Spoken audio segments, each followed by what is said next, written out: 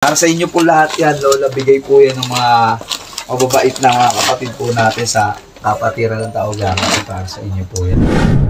Yo mga tol brad and sis, tol lakay nga po pala. This is the day. Eto na yung araw na babalik tayo sa isla ng Binangonan para dalhin yung mga blessing ni Lola Foritas. You know, nakaligo na tayo. Eto nga palang susuotin kong epes.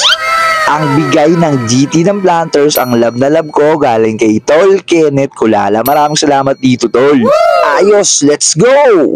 At dahil medyo maaga pa sa usapan ay tamang kape muna tayo. Napakaganda ng tasa ko, no? Siyempre, TGV Merch USA yan. Maraming salamat, Tol Buds. Tamang higop lang ng kape. At maya-maya ay dumating na si Chip Villanueva, ang aking tropang SG. Kasama ko na rin pala si Tol Ruel kaya umalis na agad kami. Pero bago kami sumakay ng jeep ay dumaan muna ako dito sa grocery para bumili ng dagdag na gatas para kay Lola. At pagbalik ko hindi na kami nag-aksaya ng oras, sumakay na agad kami ng jeep. Pero bago ang lahat, gusto ko lang magpasalamat dito kay Tol Ryan Senpai at kay Sis Mylene G na naglaan talaga ng oras para madala yung mga grocerying ibinigay ng Pinagmisan Binsonan Community Chapter at Bunker Village Community Chapter. Maraming salamat Tol and Sis at syempre dun sa dalawang chapter na aking nabanggit. So balik tayo dito kung saan nakasakay na nga kami ng jeep. Nakakainis ng tunasakyan namin jeep dahil pinababahagad kami. Napakalayo pa namin doon sa terminal ng mga bangka. So tamang lakad lang kami dito. At dahil medyo tanghali na nga kami nakalis, kumain muna kami dito sa may karinderya para pagdating namin sa isla ay dire-diretso na agad kami kay Lola Foritas. At pagkatapos namin kumain, wala nang pahipahinga, diretso na agad kami dito sa terminal ng mga bangka. At agad na rin kaming sumakay. Chip, teka lang, hawakan mo ako, baka mahulog ako. Lugi ko dito sa mga kasama ko. Sila, laking isla. Ako hindi marunong lumangoy. Kaya ingat na ingat talaga ako. Kaya agad akong kumuha ng isang life vest at isinuot ko agad.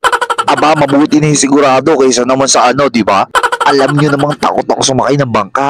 At halos makalipas ang isang oras sa paghihintay, umalis na rin ang sinasakyan namin bangka. Yes! Gusto ko lang kunin to pagkakataon na to para magpasalamat. Maraming salamat sa iyo, brother Akito Galicia, ang East Head Sector of Triskelion, Council of Cainta. Siyempre, salamat din sa asawa mo na miyembro din ng Tau Gamma Sigma. Sobrang maraming salamat sa mga ibinigay nyo para kay Lola Foritas. At syempre kay GT Asyong, maraming salamat sa iyo, brother. Hindi rin magiging posible itong mission ko na to kung hindi rin dahil sa inyo, kaya maraming salamat po. At makalipas ang halos isang oras na biyahe sa bangka, nakarating na nga kami dito sa Isla Kinabuogan.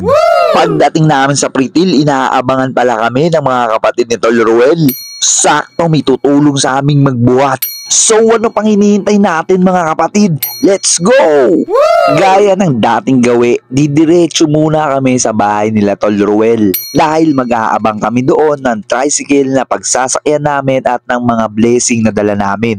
Medyo malayo kasi talaga yung tinitira ni Lola Foritas kaya kailangan talaga naming sumakay ng tricycle. Sumama nga din pala sa amin yung anak ni Lola Foritas, yan yung tatay ni Tol Ruel. At finally, nandito na nga kami. So, nandito na nga kami sa bahay na tinitira ni Lola Foritas. So, tara, pasok na tayo sa loob. At agad na nga kami pumasok sa loob, dala-dala ang mga blessing na dala namin para kay Lola. Nagulat ako nung nakita ko si Lola kasi nakaupo na siya. Wow. Pero mukhang nahihirapan na sa pag-upo itong si Lola kaya tinulungan siya ni Tol Ruel ihiga muli. Sa totoo lang, naputuwa talaga akong makita kayo ulit, Lola Foritas. Opo, Lola, kamusta po? Mga dala po kaming diaper, gaya po ng last play. request. Ito lang po. Diaper break, ang softball, mga gatas po. Gatas po. Gatas para po. Play na.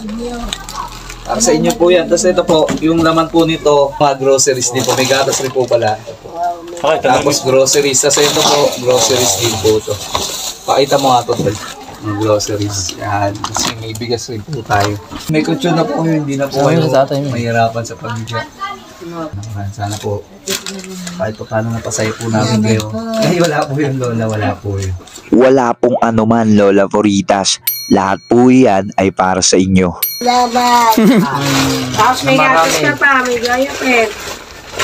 Oo, sasabihin mo. Lakay. Yun.